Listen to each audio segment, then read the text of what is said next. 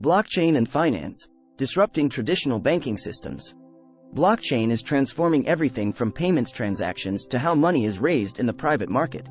Will the traditional banking industry embrace this technology or be replaced by it? Blockchain technology has received a lot of attention over the last decade, propelling beyond the praise of niche Bitcoin fanatics and into the mainstream conversation of banking experts and investors. In September 2017, JP Morgan Chase CEO Jamie Dimon derided Bitcoin. "It's worse than tulip bulbs," he said, referencing the 17th century Dutch tulip market bubble. "It won't end well. Someone is going to get killed." Lloyd Blackfein, senior chairman of Goldman Sachs, echoed that thought, saying, "Something that moves 20% overnight does not feel like a currency. It is a vehicle to perpetrate fraud." Despite the skepticism, the question of whether blockchain and decentralized ledger technology, DLT, will replace or revolutionize elements of the banking system remains. Blockchain and banking, the role of DLT in financial services. Blockchain technology provides a way for untrusted parties to come to an agreement on the state of a database, without using a middleman. By providing a ledger that nobody administers, a blockchain could provide specific financial services, like payments or securitization, without the need for a bank. Further, blockchain allows for the use of tools like smart contracts, self-executing contracts based on the blockchain, which could potentially automate manual processes from compliance and claims processing to the distribution of content from a will. For use cases that don't need a high degree of decentralization, but could benefit from better coordination, blockchain's cousin, distributed ledger technology, DLT, could help corporates establish better governance and standards around data sharing and collaboration. Blockchain technology and DLT have a massive opportunity to disrupt the $7 trillion plus banking industry by disintermediating the key services that banks provide, including 1. Payments. Today, trillions of dollars slosh around the world via an antiquated system of slow payments and added fees. If you work in San Francisco and want to send part of your paycheck back to your family in London, you might have to pay a $25 flat fee for a wire transfer and additional fees adding up to 7%. Your bank gets a cut, the receiving bank gets a cut, and you're charged exchange rate fees.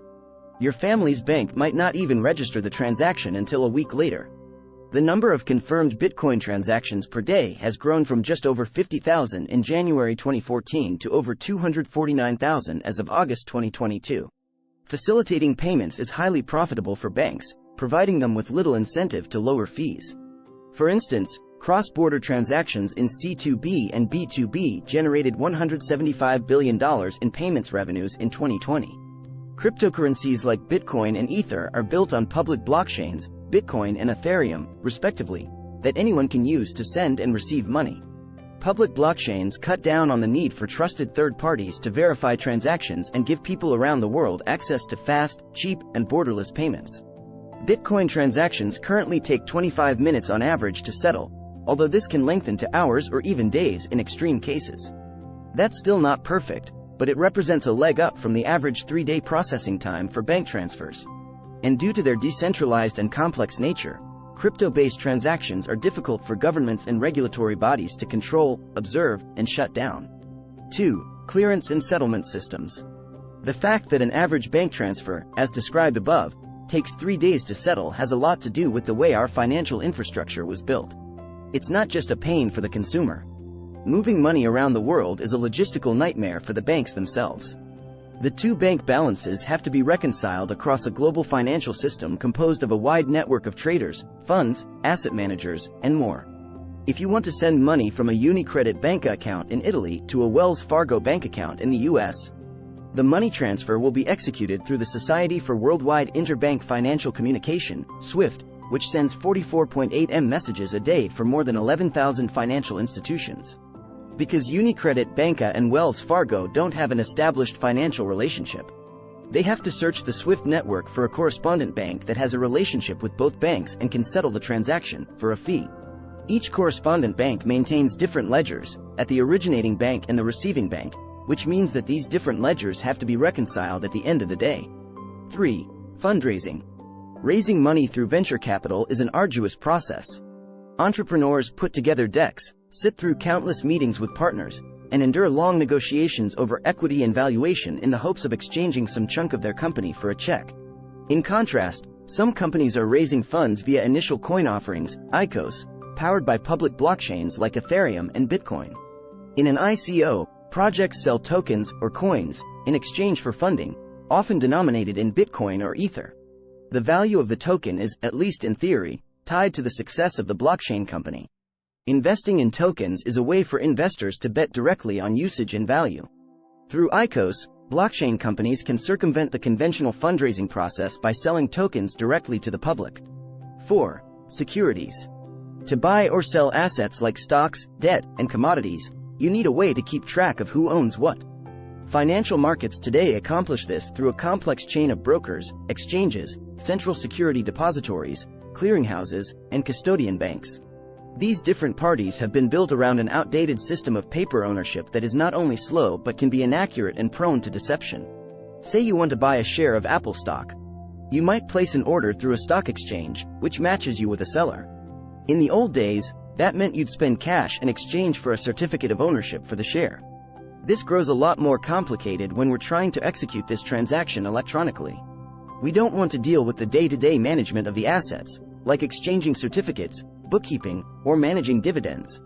So, we outsource the shares to custodian banks for safekeeping.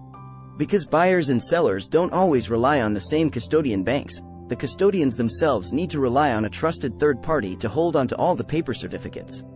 5. Loans and credit. Traditional banks and lenders underwrite loans based on a system of credit reporting. Blockchain technology opens up the possibility of peer-to-peer, P2P, loans. Complex programmed loans that can approximate a mortgage or syndicated loan structure, and a faster and more secure loan process in general. When you fill out an application for a bank loan, the bank has to evaluate the risk that you won't pay them back. It does this by looking at factors like your credit score, debt-to-income ratio, and home ownership status. To get this information, it has to access your credit report provided by one of three major credit agencies: Experian, TransUnion, and Equifax. Based on that information, banks price the risk of default into the fees and interest collected on loans.